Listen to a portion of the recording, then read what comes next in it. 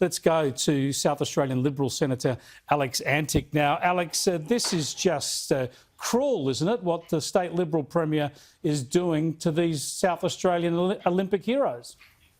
Well, I think, Chris, this is certainly, I think David Gillespie on your panel before just said the same thing that I was thinking, and that is that this is an invidious position.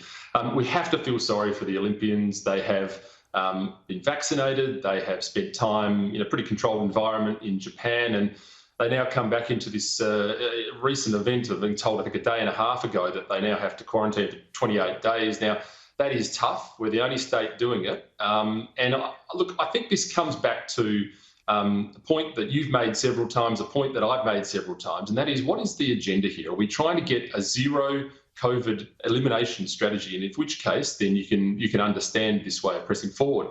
But it wasn't that long ago we were flattening the curve here. And I think the frustration from my point of view is this constant spectre of another lockdown. The last one cost us in the order of $200 to $300 million for a week.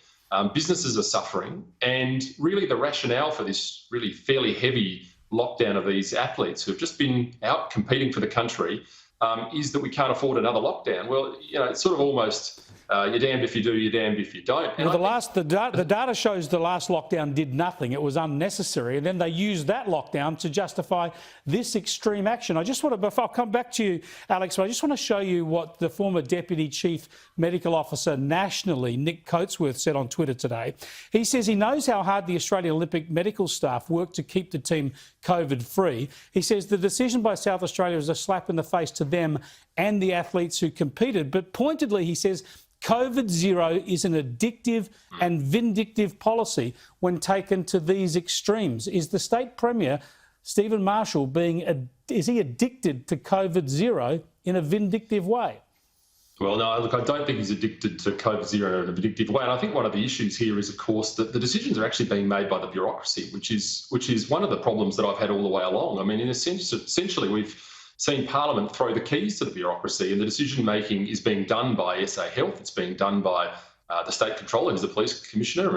And look, that is what it is. But decisions in the rarefied air of SA Health boardrooms are very different to real-world decision-makings. They don't look into cash flow. They don't look into month-long stays in many hotels. It is a different environment, and that is my frustration with this, is that we simply cannot expect that we're going to do anything other than live with this virus. And I think you wrote about it at one stage in The Australian. I think it was quite right. We need to find a better way to contain the virus, make sure our healthcare system is up to scratch, protect the elderly, because the data out of countries like Israel shows this is not going away. Even with a highly vaccinated population, we are going to be dealing with this in some form or another for the duration, probably the duration of most of our lives.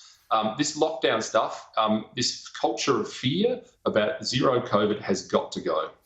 I could not agree with you more, Alex. Thanks so much for joining us. Thanks a lot, Chris. Senator Alex Antic there, speaking enormous good sense from South Australia.